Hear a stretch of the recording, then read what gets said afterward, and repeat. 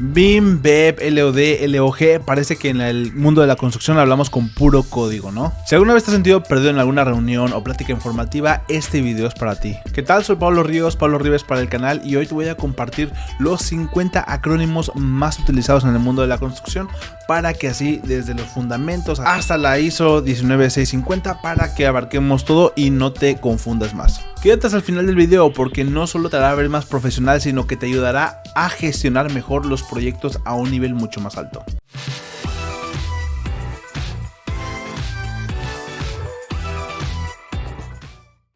Empezamos con lo más básico de BIM. ¿Qué es el BIM? BIM Information Modeling, no te lo voy a explicar mucho, es el justamente dibujar, modelar en 3D, pero con información en tu modelo. Es una base de datos en 3D, lo más fácil que puede haber. Pero ya avanzando un poco más a muchas veces CAD.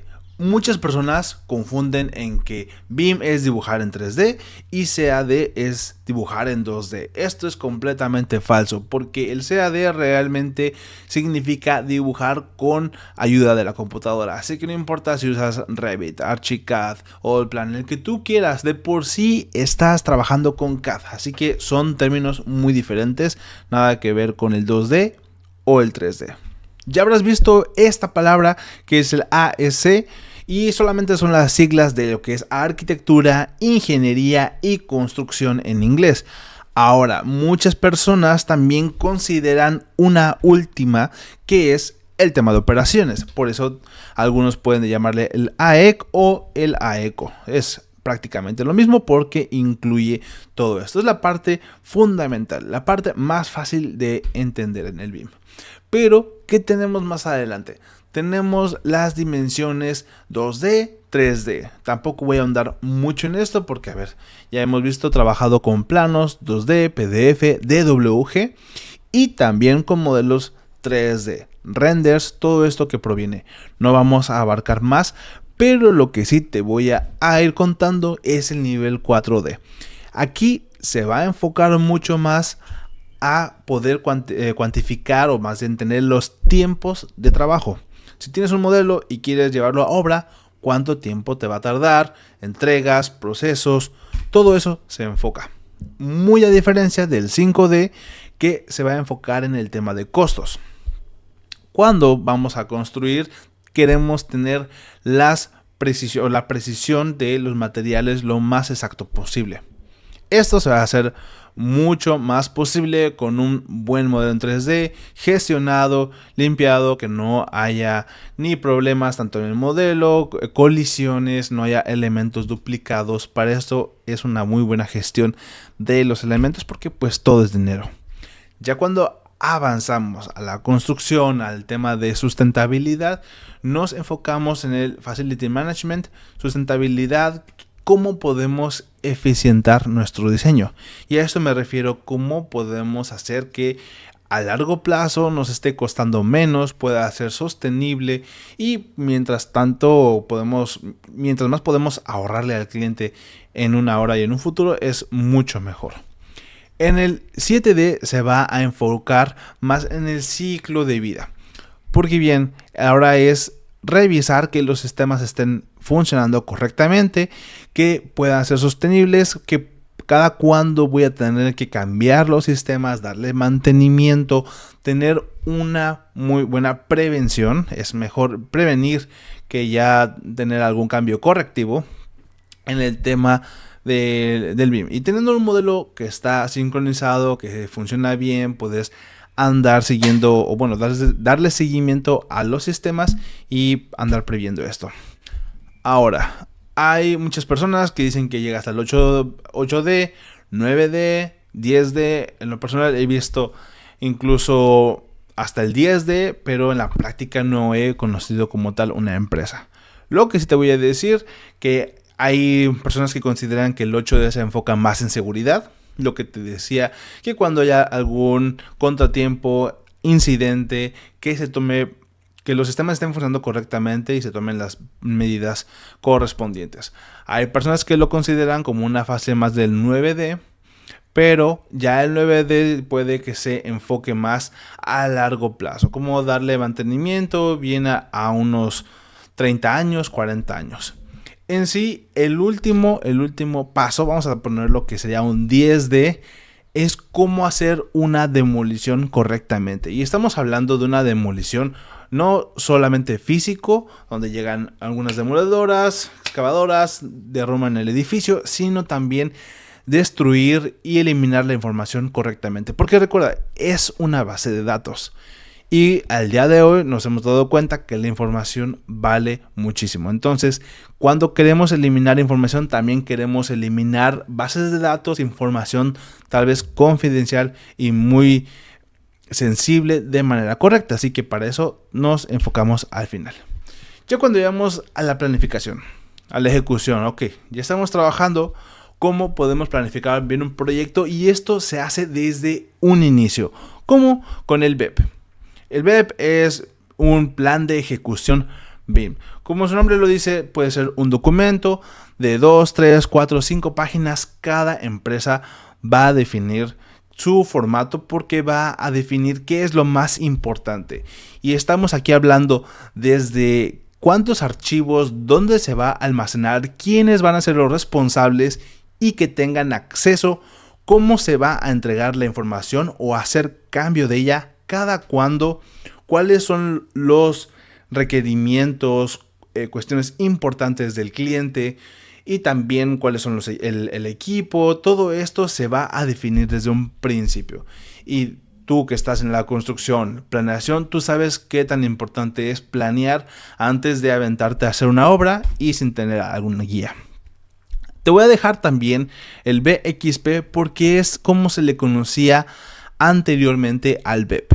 Puede que todavía lo escuches, te lo voy a dejar por aquí porque todavía se llega a escuchar en algunos casos.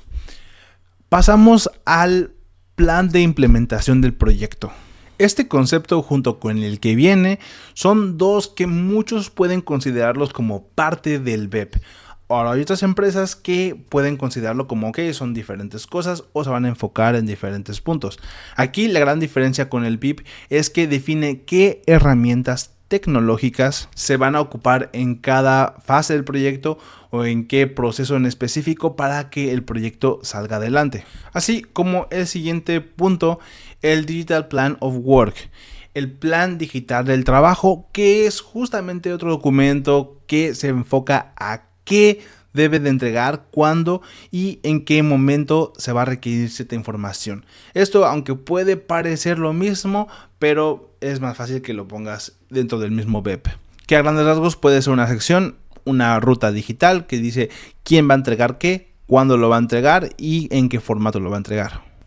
Ya una vez pasando de la planeación, ahora necesitamos tener los requerimientos.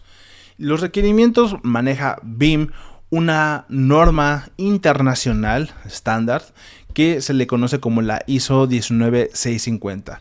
En esta norma se enfoca que te va explicando desde el inicio hasta el final las buenas prácticas. No es como tal una guía al 100% de que tienes que hacer esto, tienes que nombrarlo de la siguiente manera, pero te da las bases, te dice a grandes rasgos qué es lo que debes de considerar en tus procesos, cómo debes hacer un buen uso, a quiénes debes de integrar, etc. Esto es muy útil ya cuando uno quiere adentrarse más en la certificación.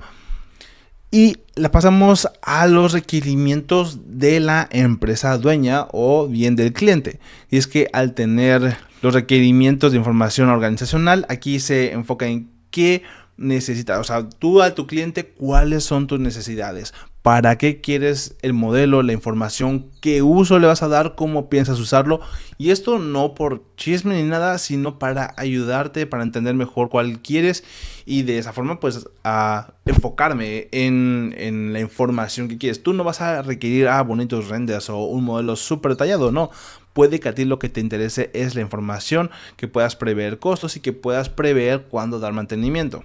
Si esta información te está siendo de utilidad, apreciaré muchísimo y me apoyarías muchísimo el hecho que le des ahí abajo al botón de suscribirte, que me comentes si tú ya conocías esto, si estás apenas entrando al mundo, de dónde me estás viendo o en sí qué estás trabajando, en qué área. Cuéntame un poco más qué programas usas, me encantará saberlo en los comentarios. Y bueno, ya una vez que ya tuve aquí el apoyo, continuamos con el video.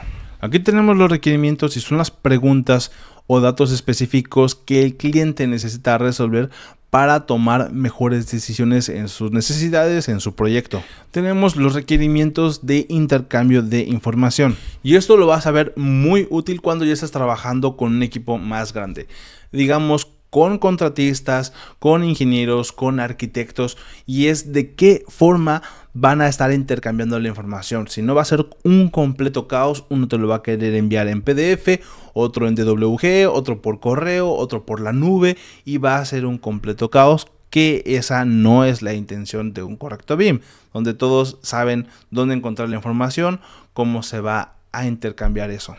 Pasando a otra fase, serían los planes y la entrega. En este es el Delivery Plan del Task Information Delivery Plan. Y digamos que ahora nos enfocamos por disciplinas, por equipos, que son la lista de tareas, la lista de entregables que cierto equipo va a estar obviamente entregando. No va a ser la misma lista de tareas de los arquitectos, que de los diseñadores de iluminación, que los de instalaciones, que los contratistas. Cada uno va a tener su lista de entregables, digamos de esa manera. Y una vez que tengas ya todos los planes, ya todas las listas y requerimientos, vamos a pasar al plan maestro de estas entregas de listas. MIDP, que es justamente el plan maestro, donde de ahí se desglosan ya los planes y entregables de cada subcategoría. Esto es solamente como que ya el conjunto de todo esto. Pasamos ahora a la información y a los sistemas. El manual de entregable de información, que justamente te describe paso a paso cómo va a influir o cómo se va a transmitir la documentación entre distintos grupos, entre distintas personas. Esto yo lo pondría realmente como algo complementario del tema de los entregables. Ahora, un concepto que si tú trabajas, por ejemplo, con Revit o con intercambio de archivos IFC, estarás muy familiarizado, que es el GUID, el Global Unique Identifier. Digamos que ese es como el CURP de cada elemento, de cada tornillo, de cada luz que tú ves en tu proyecto. Y es que cuando ya estamos trabajando con inmensos proyectos, el tener ubicado un elemento en específico de algún nivel, de algún sistema, te va a ser muy útil. No importa si tú trabajas con Revit y el otro con Archicad. Este es el identificador, vamos a ponerlo, es la clave, la identificación, el número de pasaporte, el CURP, si tú quieres, de cada elemento. Es la forma que más te puedo decir para entenderlo. Ya pasando ahora a que se vea bonito el proyecto, digámoslo, son los niveles de modelado. El nivel de precisión o de accuracy en inglés. Y como su nombre bien lo dice, qué tan preciso va a ser el modelo. Va a ser el proyecto ya en el espacio, porque podemos trabajar en metros, en centímetros, en milímetros. Ahora, muchos programas no te van a dejar trabajar a menos de 1 milímetro, así que quizás sea lo mínimo que podremos trabajar, pero qué tan precisos necesitamos ser. Ahora vamos a pasar con el nivel de detalle o el de desarrollo. Muchos lo consideran development, otros de detalle. Y aquí nos enfocamos en qué tan detallado va a estar nuestro modelo. No es lo mismo dibujar un muro que solamente se ve ahí un cubo, a que tenga realmente cada capa, cada milímetro, cada material. Y qué nivel de información vamos a estar ingresando a nuestro modelo. Qué tan detallado se va a ver. Y esto a la parte nivel de geometría, porque tú bien puedes, ahora no vamos a confundir el detalle o el desarrollo, que tú puedes tener tu muro, pero con cada capa distinguida, con cada capa identificada, pero aquí pasamos al nivel de geometría. Si tú tienes una familia que contiene mucho detalle, muchas curvas, mucha triangulación, y esto lo multiplicas por tantos bloques o familias, tu proyecto, tu archivo se va a ver mucho más pesado. Así que si nada más te interesa la información, puede de que con un cubo, un simple cubo, sea suficiente, porque lo que te interesa es lo que está adentro. O sea, qué tan romántico puede ser esto, que importa más lo de adentro que la geometría de afuera. No, ya, pasando a otro tema. los sistemas en la edificación. Ahora todos conocemos arquitectura, estructuras, pero también tenemos instalaciones y tenemos, o lo podemos ver de distintas maneras, el HVAC, que son las siglas de heating, calefacción, ventilación y aire acondicionado. Ahora, dependiendo de la región que te encuentres, lo puedes ubicar por MEP, que es lo mismo mecánico, eléctrico y de plomería. Ahora, te voy a dar un tip extra, que esto es ya enfocado en Alemania, donde estoy yo. Aquí no se le conoce, o instalaciones no se le conoce como HVAC ni como MP, se le conoce como TGA. De hecho, aquí te lo acabo de poner porque esta palabra viene del alemán, pero a grandes rasgos significa lo mismo que instalaciones del MEP. Quise agregar el tema de alemán porque, como puedes ver en mi canal, hay información que comparto sobre cómo trabajar, cómo emigrar en Alemania. Y si tú quieres trabajar, te recomiendo que veas esa lista de reproducción que te voy a dejar acá arriba. Pero sobre todo que me apoyes muchísimo dando aquí el botón de suscribirte, dejando un like y algún comentario. Pero si te interesa más que pase esta información a Alemania, cómo es realmente trabajar en el mundo BIM, déjamelo saber y ya pasamos a la última parte del video. Ahora, ¿qué tan desarrollado va a estar el modelo?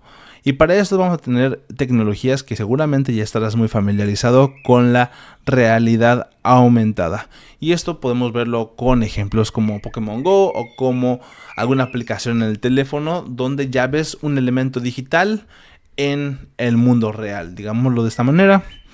Ahora tenemos ya la realidad mixta. Es una combinación de que tanto el elemento digital como el físico estén interactuando en tiempo real. Puede que sea algo confuso, solamente que el elemento digital esté interactuando con el físico en ese momento. Y por último tenemos la realidad virtual. Esto creo que no hace falta mucha explicación, ya lo hemos visto hace algunos meses, años con el tema de los lentes de realidad aumentada, de realidad virtual, y es algo que pues va a seguir viniendo, que en el tema de la construcción, en el tema BIM son muy útiles. Digo, no como tal, ni siquiera yo tengo unos visores, pero sí es muy útil como para darte idea cómo se va a ver el proyecto, incluso que te puedas mover dentro de él y cómo puedes estar tal vez resolviendo algunos detalles, conflictos, para sacar información de todo este proyecto. Estas son algunas de las herramientas de los acrónimos que puedes escuchar en el día a día o de vez en cuando alguien te pide cierta información, qué pedir, qué es lo que puede ya uno tener en cuando está ya gestionando equipos o yéndose al BIM Management. Esto te puede ayudar a gestionar equipos o proyectos más grandes. Me encantará saber que esta información te fue de mucha utilidad. Déjame saber en los comentarios si ya conoces esta información o si no, qué otra cosa te gustaría ver. Ahora, si tú quieres adentrarte más y, por ejemplo, ver qué hace un BIM Manager o sobre todo cuánto puede llegar a ganar un BIM Manager aquí en Alemania, te invito a que veas este siguiente video y nos vemos en el próximo video. Mi nombre es Pablo Ríos para el canal. Dale click a este siguiente video de la lista. Chao, chao.